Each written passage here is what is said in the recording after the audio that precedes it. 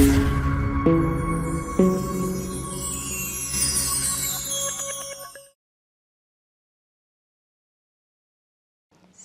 anti korupsi.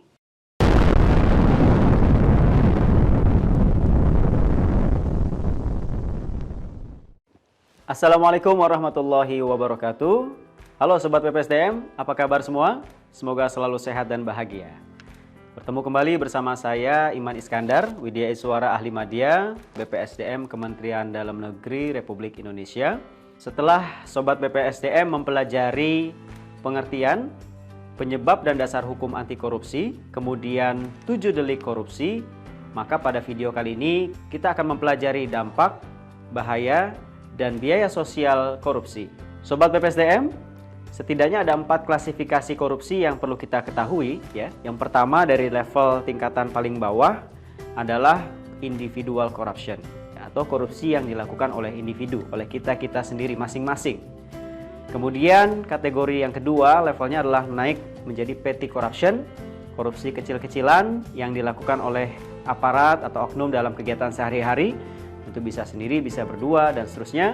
Kemudian yang ketiga adalah endemic corruption atau korupsi yang sudah terintegrasi dalam sistem ekonomi, sosial, politik di masyarakat kita.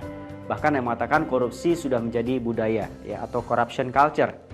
Dan yang keempat, yang level tertinggi yaitu grand corruption.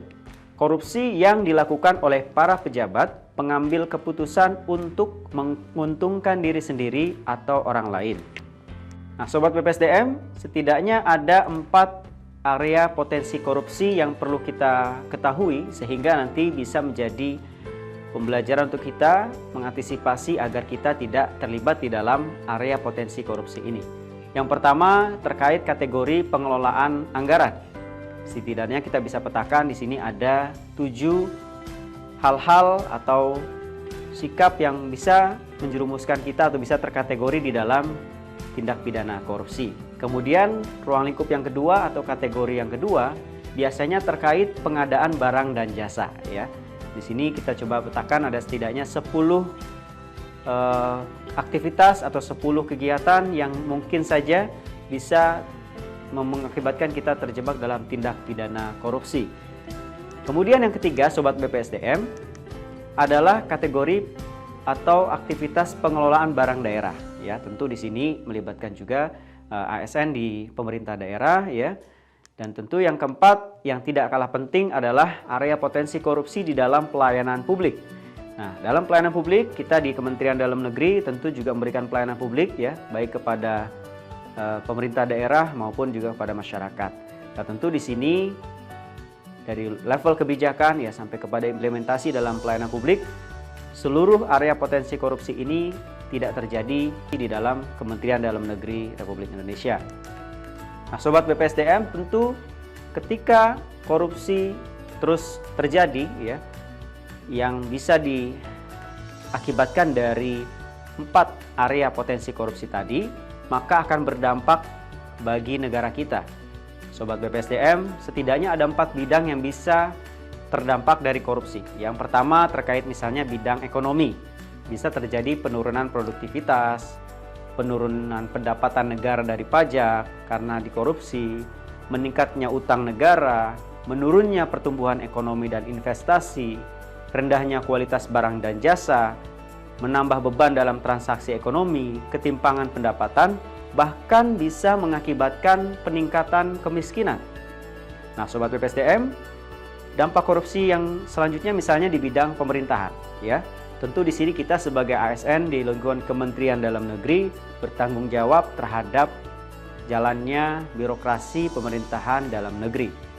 Nah, kalau korupsi terjadi di lingkungan pemerintahan, maka setidaknya ada 3 dampak yang bisa kita petakan. Pertama adalah etika sosial yang mati, kemudian yang kedua birokrasi yang tidak efisien, dan yang ketiga hilangnya fungsi pemerintahan.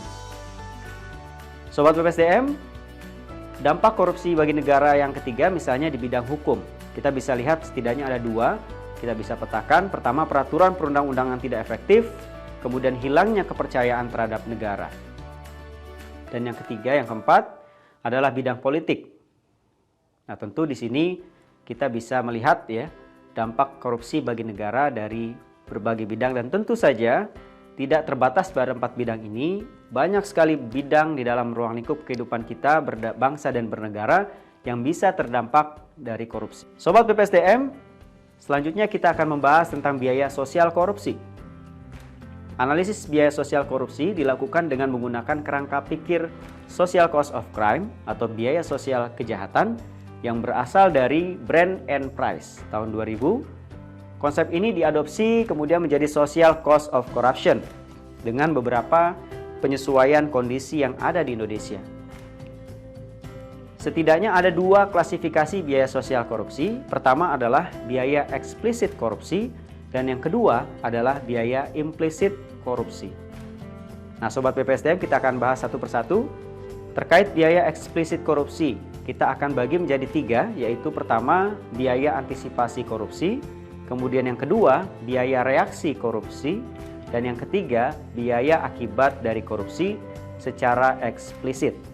Nah, Sobat BPSDM, biaya eksplisit korupsi merupakan biaya real yang keluar sebagai biaya antisipasi, biaya reaksi, dan biaya akibat dari sebuah kejahatan korupsi yang dapat dihitung secara langsung.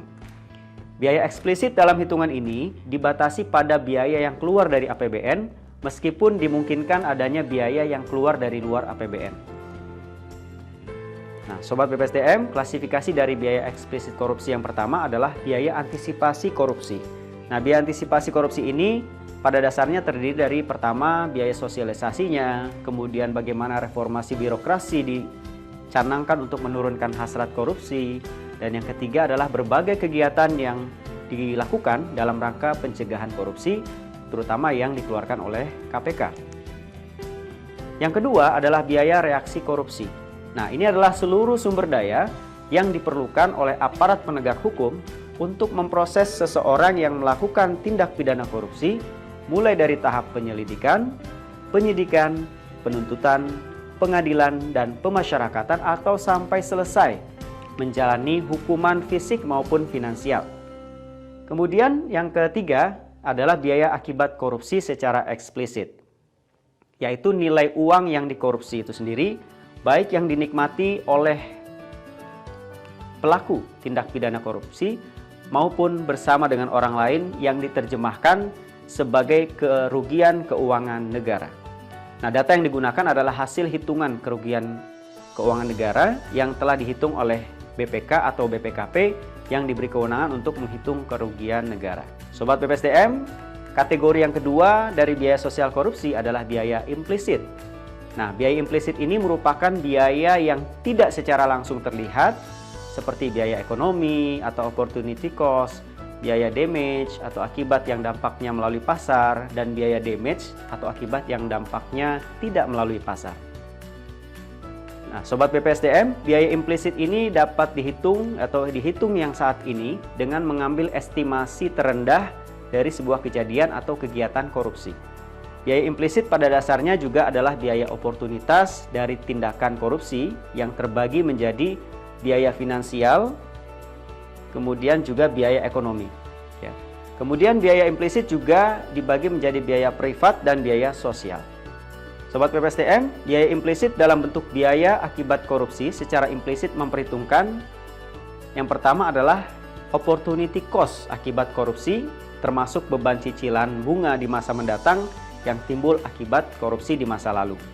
Kemudian yang kedua, perbedaan multiplier ekonomi, ya, antara kondisi tanpa adanya korupsi dengan kondisi jika terdapat korupsi. Nah, biaya akibat korupsi implisit dapat dimodelkan dan dihitung secara sederhana dalam perhitungan biaya sosial korupsi ini. Namun, estimasi lebih spesifik terkait korupsi pada sektor tertentu memerlukan kerjasama dengan ahli terkait, sehingga model penghitungan estimasi biaya bisa dilakukan dengan lebih tepat. Nah, Sobat BPSDM, demikianlah video tentang dampak, bahaya, dan biaya sosial korupsi. Saat ini sudah waktunya ya kita bangkit melawan korupsi sekarang juga. Salam anti korupsi. Terima kasih atas perhatian Anda. Selamat melanjutkan untuk mempelajari video berikutnya. Wabillahi taufik walhidayah. Wassalamualaikum warahmatullahi wabarakatuh.